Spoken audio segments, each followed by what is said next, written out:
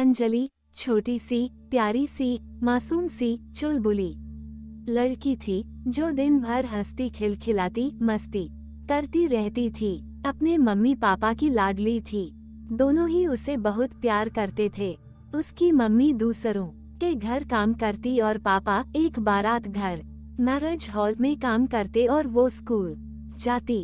क्योंकि उसके पापा बारात घर में काम करते थे, इसलिए दावत पार्टीज से बचा हुआ खाना वो घर ले आया करते थे।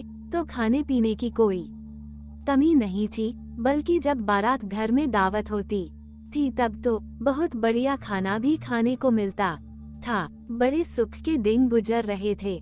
उसे पढ़ने का बहुत शौक था, इसलिए वो बहुत मन लगाकर पढ़ती थी। पर क्योंकि वो लड़की थी, इसलिए उसके ददेहाल ननिहाल अड़ोसी पड़ोसी सभी कहते कि परिवार तब पूरा होता जब लड़का हो, वही खानदान का नाम बढ़ाता है। इन सब के चलते हुए उसके मम्मी पापा ने एक बच्चा करने का मन बना लिया। कुछ दिन बाद ही उसकी मम्मी की गोद भर गई। जब अंजलि को पता चला कि वो दीदी बनने वाली है तो वो खुशी से झूमने लगी। तब वो मात्र 6 साल की थी। उसने अपनी एक दोस्त को चिल्ला चिल्ला कर बता दिया कि वो अब कोई बच्ची नहीं है, बड़ी हो गई है। वो अब दीदी बनने वाली है। बहुत जल्दी उसकी माँ उसके लिए एक छोटा सा भाई लाने वाली है। वो उसके राखी बंधेगी, उसके संग खेलेगी, खाना खाएगी और दोनों लोग एक साथ सोएंगे। उसकी मासूम बातें सुनकर लोग कहते, तुझे कैसे पता कि भाई ही होगा? वो पूरे विश्वास से बोलती, मुझे पता है। देखना, जब वो होगा सबको पता चल जाएगा कि मैं सब सही बोलती हूँ। उसकी सब बात पर लोग हंस देते और कहते, अंजलि और अंजलि की बातें। दिन गुजरते गए और वो दिन भी आ गया है जब उसकी माँ के बेटा पैदा हो गया। अंजलि खुशी में बावरी हुई जा रही थी। सबसे कहती, देखा, मैं ना कहती थी कि भाई आएगा। पर वो नहीं जानती थी जिस बात के लिए वो इतनी खुश है, वो असलियत में उसके लिए खुशी के दिन नहीं थे। अंजलि खुशी में बावरी हुई जा रही थी। सबसे कहती, देखा, मैं ना कहती थी कि भाई आएगा। पर वो नहीं जानती थी जिस बात के लिए वो इतनी खुश है, वो असलियत में उसके लिए खुशी के दिन नहीं थे। पूरे घर में खुशी का माहौल था। दादी बहुत सारा सामान लेकर गांव से आई थी। अंजलि ने बड़े प्यार से अपने भाई का नाम कन्हैया रखा। अंजलि आजकल स्कूल नहीं जा रही थी। उसका पूरा दिन कन्हैया के साथ खेलते हुए बीत जाता। कुछ दिन घर में दादी रही। फिर जब उसकी मम्मी बिस्तर से उठ गई तो दादी गांव लौट गईं। जब सब लोग चले गए तो अंजलि को अपने स्कूल की सुध जागी। वो अपनी मम्मी से पूछने लगी, मैं फिर से स्कूल कब जाऊंगी? मम्मी ने बड़े प्यार से अंजलि से बोला, बिटिया, तेरे पापा और मैं तो अब काम पर जाएंगे, तभी पैसे और खाना ला पाएंगे। अगर तुम भी चली जाओगी तो कन्हैया अकेला रह जाएगा। वो छोटा सा है ना, तुम उसे अकेला छोड़ दोगी घर में? अंजलि ने बड़े प्यार से कहा, नहीं। पर फिर दुखी होकर बोली, लेकिन स्कूल? मेरी रानी बिटिया, जब कन्हैया बड़ा हो जाए तो तुम और कन्हैया दोनों स्कूल चले जाना। ले जाएगी ना अपने भाई को स्कूल? मेरी रानी बिटिया, जब कन्हैया बड़ा हो जाए तो तुम और कन्हैया दोनों स्कूल चले जाना। ले जाएगी ना अपने भाई को स्कूल? हाँ बिल्कुल, मैं और कन्हैया दोनों जाएंगे, कहकर उसके नन्हे हाथों ने कन्हैया को उठाकर बहुत प्यार से मम्मी को बॉय बोल दिया। मम्मी और पापा दोनों काम पर जाने लगे और छोटी सी अंजलि ने कन्हैया की सारी जिम्मेदारी बड़े जतन से निभानी शुरू कर दी, इस इंतजार में कि कन्हैया जल्दी बड़ा हो जाएगा और वो दोनों स्कूल जाएंगे। 4 साल कन्हैया के बड़े होने में गुजर गए। पापा ने कन्हैया का स्कूल में दाखिला करा दिया। वो स्कूल जाने लगा। अंजलि ने पूछा, मम्मी, अब तो कन्हैया बड़ा हो गया, स्कूल भी जाने लगा है, मैं कब जाऊंगी? बिटिया, थोड़े पैसे जमा हो जाए फिर तू चली जाना। यह सुनकर अंजलि गुमसुम हो गई। फिर माँ बोली, अच्छा सुन मेरी समझदार बिटिया, कुछ घर के काम में मेरी मदद कर दिया कर, मैं बहुत थक जाती हूँ घर बाहर सारे काम करते करते। अंजलि ने बड़े मन से हामी भर दी। वो अब घर के काम में माँ का हाथ बटाने लगी। 2 दिन बाद अंजलि की पक्की सहेली रेखा उसके पास आई और बोली, अंजलि पता है मेरा भी स्कूल छूट गया, पर मेरी माँ मुझे सिलाई सिखाने की बात बोल रही है, तू भी बात कर ले तो दोनों साथ चली जाया करेगी। अंजलि ने सुना तो बोली, मेरी माँ बहुत अच्छी है, मुझे जल्दी स्कूल भेजेगी और सिलाई सिखाने के लिए तो यूं झट तैयार हो जाएगी। अंजलि ने सुना तो बोली, मेरी माँ बहुत अच्छी है, मुझे जल्दी स्कूल भेजेगी और सिलाई सिखाने के लिए तो यूं झट तैयार हो जाएगी। रेखा सुनकर खुश हो गई, बोली, अच्छी बात है, 4 दिन बाद से सिलाई सीखने जाना है। 300 रुपए लेगी टीचर, तुम पैसे के साथ मेरे घर आ जाना, माँ हम लोगों को लेकर चलेगी। दोपहर के खाने के बाद अंजलि ने अपनी मम्मी से कहा, आज रेखा आई थी, उसका भी स्कूल छूट गया है और वो सिलाई सीखने जाएगी, मुझे भी भेज दोगी। 300 रुपए लेगी टीचर, हफ्ते में 4 दिन क्लास लगेगी। अच्छा, तेरे पापा आ जाएं तो बात करूंगी। रात में अंजलि के सोने के बाद दोनों पति पत्नी ने बात की और इस निष्कर्ष पर निकले कि पढ़ाने लिखाने से तो कुछ होना नहीं है, कौन बड़ी ऑफिसर बन जाएगी, सिलाई सीख लेगी तो 4 पैसे कमा लेगी। वैसे भी सिलाई सिखाने के पैसे स्कूल की फीस से कम थे। दूसरे दिन अंजलि की मम्मी अंजलि को साथ लेकर रेखा के घर पैसे लेकर पहुंच गई। अंजलि रेखा से चहकते हुए बोली, मैं बोली थी ना मम्मी मुझे सिलाई सिखाने को झट तैयार हो जाएगी। लो हम आ गए। वहाँ से सभी सिलाई की क्लास में चले गए। वहाँ पैसे जमा कर दिए और अंजलि ने सिलाई सीखना शुरू कर दिया। अंजलि बहुत खुश थी, उसे अपने मम्मी पापा दुनिया के सबसे अच्छे मम्मी पापा लग रहे थे। वो स्कूल नहीं जा पा रही थी, पर अब उसे इसका कोई अफसोस नहीं था। अंजलि होशियार थी, लगन की पक्की थी। उसने जल्द ही काज बनाना, उल्टी बखिया, छोटी मोटी सिलाई और पेटीकोट बनाना सीख लिया। उसकी टीचर बोली, मैं तुम्हें अगले हफ्ते से सलवार सूट बनना सिखाऊंगी। ऐसा करना, तुम अब से शनिवार और रविवार की सुबह भी आ जाया करना। अंजलि अत्यंत प्रसन्न थी। अब मैं अपने और मम्मी के लिए कपड़े घर में ही बना दिया करूंगी।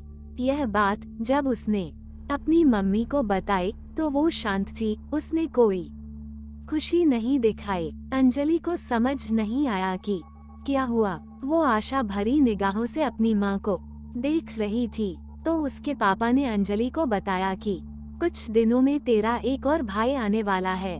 भाई की बात सुनकर अंजलि खुश हो गई। सच पापा, एक और भाई आएगा? हाँ अंजलि, और सुन, अब तेरी मम्मी से काम नहीं हो रहा है, इसलिए तेरी सिलाई की पढ़ाई बंद करनी पड़ेगी। बंद? हाँ, वैसे भी तेरी टीचर अब 500 रुपए मांग रही है।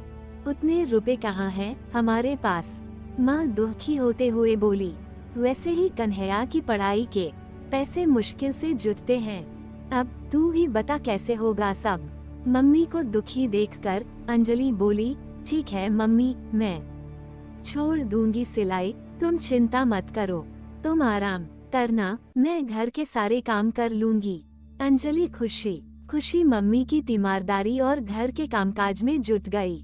दूसरा बच्चा भी लड़का ही हुआ। सभी बहुत खुश थे और अंजलि खुशी से नाच रही थी। अंजलि ने बड़े प्यार से उसका नाम राजा रखा।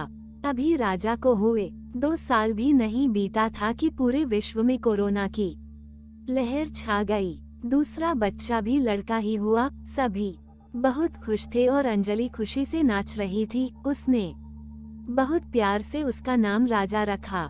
कुछ दिन बाद से मम्मी फिर से काम पर जाने लगे। कन्हैया स्कूल और अंजलि अपने दूसरे भाई और घर के कामों में जतन से लग गई।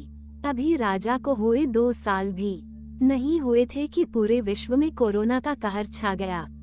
अंजलि के मम्मी पापा दोनों का काम छूट गया। उनके ज्यादातर पड़ोसी गांव चले गए। बहुत सोच विचार के बाद अंजलि का परिवार भी गांव चला गया। 3 बच्चों की जिम्मेदारी और घर के खर्चों के चलते उनकी जमा पूंजी खत्म होने लगी। हालात से परेशान होकर अंजलि के पापा ने शराब पीना शुरू कर दिया। अब तो हालात बद से बदतर होने लगे। कोरोना से थोड़ी राहत मिली तो सब पुनः काम की तलाश में शहर वापस आने लगे। अंजलि और उसका परिवार भी लौट आया, पर जब समय खराब चल रहा हो तो अपना साया भी साथ छोड़ने लगता है।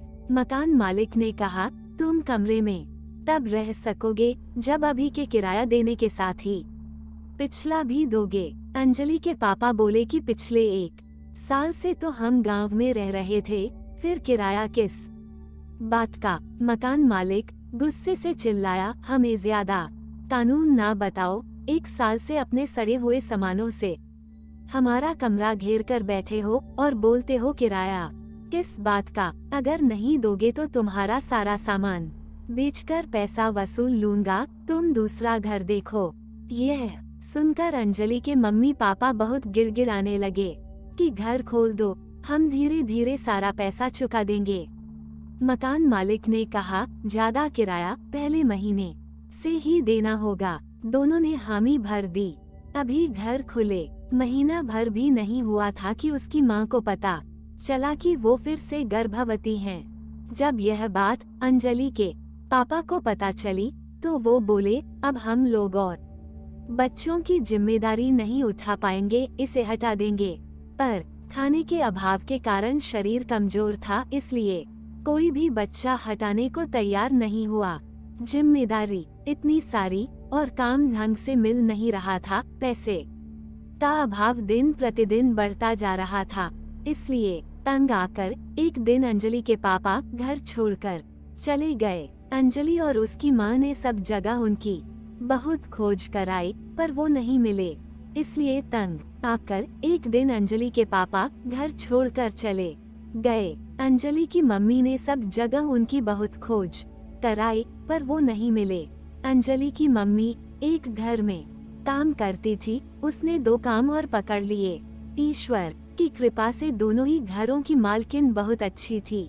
दोनों ही रुपए पैसे अनाज सब्जी से उसकी मदद करने लगी। अंजलि का घर फिर से सुचारू रूप से चलने लगा। लेकिन जैसे जैसे अंजलि की मम्मी के प्रेगनेंसी के दिन बढ़ते जा रहे थे, उनके लिए काम करना मुश्किल होता जा रहा था। साथ ही अंजलि के ऊपर काम का बोझ भी बढ़ता जा रहा था। अब तक घर संभालने वाली अंजलि मम्मी के साथ दूसरों के घर काम भी करने आने लगी। अंततः मम्मी घर में रहने लगी थी और अंजलि खुशी खुशी अकेली घर बाहर दोनों जगह के काम निपटा रही थी। उसका भाई कन्हैया भी अब 10 साल का हो चुका था, पर वो घर भर की नजर में छोटा ही था। वो ना घर का कोई काम करता था, ना बाहर का। घर बाहर के काम करते हुए अंजलि के नाजुक कंधे थकने लगे थे। पर जब वो मात्र 6 साल की थी, तब भी जिम्मेदारी संभालने के लिए बड़ी थी। और आज जब उसके पापा ने घर छोड़ दिया था, उसकी मम्मी गर्भवती थी, तब तो उससे यह उम्मीद की जा रही थी कि वो अपने मम्मी पापा दोनों के फर्ज को पूरा करें, क्योंकि वो एक लड़की थी, एक गरीब घर की बेटी, जिसे हर हाल में जिम्मेदारियों को पूरा करना था, जिसने अपना पूरा बचपन इसी इंतजार में निकाल दिया कि अब वो समय आएगा जब मैं अपने सपने पूरे करूंगी, पढ़ाई लिखाई करूंगी, सिलाई सीखूंगी, मम्मी और अपने लिए मन चाहे कपड़े बनाऊंगी, घंटों अपनी दोस्तों के साथ खेलूंगी, गप्पे लड़ाऊंगी, जी भर कर हंसी ठिठोली करूंगी, अपने मन का पहनूंगी, खाऊंगी। पर जो दिन उसके अकेले बच्चे होने के सुनहरे दिन थे, वो फिर लौटकर नहीं आए। जैसे जैसे उसकी मम्मी के बच्चे होते गए, उसकी जिम्मेदारी बढ़ती गई और टूटती गई उसकी आकांक्षाएं, सपने, उम्मीद। पर वो गरीब की बेटी खुशी खुशी जूझती रही हालातों से। तब वो प्यारी सी, मासूम सी, चुलबुली लड़की, जो दिन भर हंसती खिलखिलाती मस्ती करती रहती थी, जिम्मेदारियों के तले दब गई। वो भी नहीं समझ पाए। आज उसके साथ उसके तीनों भाई भी जवान हो चुके थे और मम्मी बूढ़ी लेकिन आज भी पूरे घर के खर्चों की जिम्मेदारी उसकी ही थी, क्योंकि उसके भाइयों को खेलने से फुर्सत नहीं थी।